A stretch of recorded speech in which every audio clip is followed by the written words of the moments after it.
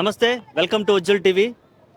Andhra Pradesh deputy CM గారు నిన్న కాకినాడ పోర్టులో అగ్రెసివ్గా దూకుడుగా ప్రవర్తించడమే కాదు, ఒక షిప్ని సీజ్ చేయడం కూడా మనం చూసాం.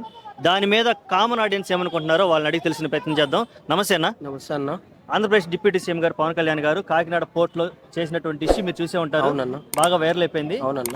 షిప్ని, అంత పెద్ద షిప్ని కూడా సీజ్ చేయి అంటూ ఎప్పుడైతే అన్నారో అది ఫుల్ వైరల్ అయిపోయింది. ట్విట్టర్లో కూడా ట్రెండ్ అయిపోయింది. ఇండియా వైడ్ పెద్ద చర్చగా నడుస్తుంది. అవును. అసలుకి ఈ ఇష్యూ మీద నీ అభిప్రాయం ఏంది? దాన్ని ఎలా చూస్తాను? నిజంగా అన్న, ఒక పులి అయితే ఎట్లయితే వెళ్ళి పట్టుకుంటారో, నిజంగా ఎవరెవరు ఎక్కడెక్కడ ఏం చేస్తున్నారో వాళ్ళ భావన మీదనే ఉండడము. నిజంగా ప్రభుత్వంలో ఇటువంటి నాయకుడు ఉంటేనే అసలు రాష్ట్రం ఎంత గట్టిగా ఏర్పడుతుందో.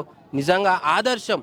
అసలు వెళ్ళి ఒక సింహం లాగా ఒక సినిమాలో ఇట్లా వెళ్ళి పట్టుకున్నారా అన్నట్లు, నిజంగా ఒక సింగం సినిమాలో చూపిస్తారు, వెళ్ళేసి పట్టుకున్నానేనని. నిజంగా సీజ్ చేయడాన్ని పరిధిని చూసినా, నిజంగా నాయకుడు అంటే ఇటువంటి నాయకుడు. నిజంగా ప్రభుత్వంలో ఉండాలంటే ఇటువంటి నాయకులు ఉండాలి. నిజంగా ఒక ఆదర్శం అన్న. నిజంగా ఇటువంటివి మనకు తెలియకుండానే అంత ట్రాన్స్ఫరింగ్ జరుగుతుందంటే మరి గతంలో ఉన్న ప్రభుత్వం ఏం చేసినరో మరి నాకు అర్థం కాకుండా అక్కడ ఉన్న స్థానికులకు, ఎక్కడైతే ఉన్నారో అక్కడ ఉన్న స్థానికులకి గిట్ట తెలియకుండా అసలు అంత పెద్ద టర్న్ ఓవర్ని బయటి దేశాలకు, ఇతర దేశాలకు తీసుకెళ్ళిపోతుంటే ఇక్కడ ఉన్న వాళ్ళు ఏం చేస్తుండని నిజంగా ఆ మాట అన్నందుకు నిజంగా అసలు నాకు ఎంత గొప్ప వీళ్ళని పట్టుకున్నాడు, ఇంత గొప్పగా పట్టుకొని నిజంగా సీజ్ చేయమన్నాడో నిజంగా గొప్ప విషయం.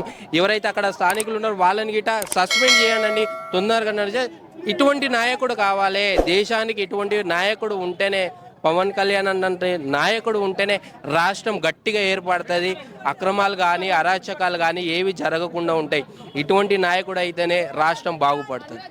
సార్, ఇప్పుడు పవన్ కళ్యాణ్ గారు అక్కడికి వెళ్ళడానికి ట్రై చేసినప్పుడు కొంతమంది ప్రభుత్వ అధికారులు ఈయన్ని మభ్యపెట్టడానికి, ఆపడానికి చాలా రకాలుగా ట్రై చేశారు.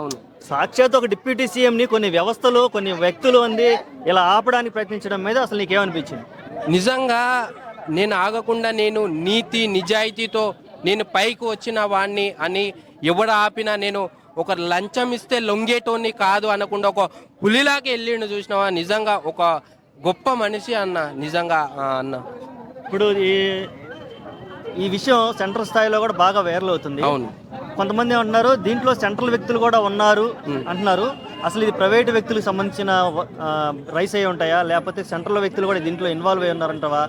దీన్ని కేసు ఎంక్వైరీ తర్వాత దీనికి సంబంధించిన ఇప్పుడు ఏదైతే ఇంత కష్టపడి పట్టుకున్నారు కదా పవన్ కళ్యాణ్, ఎవరైతే సరైన వ్యక్తులు ఉంటారో, అంటే ఫ్రాడ్ చేయడానికి ట్రై చేసిన వ్యక్తి నేనో నువ్వో ఎవరో ఉంటారు కదా, ఆ వ్యక్తిని పట్టుకునే ఛాన్స్ ఉందంటావా? 100% పవన్ కళ్యాణ్ అన్న ఒక్కసారి పట్టుకున్నాడంటే, కుప్పించి దుంకి వాడిని పట్టుకున్నాడంటే వాడి ఈకలతో సహా తీసుకొచ్చే ప్రయత్నం చేస్తాడు.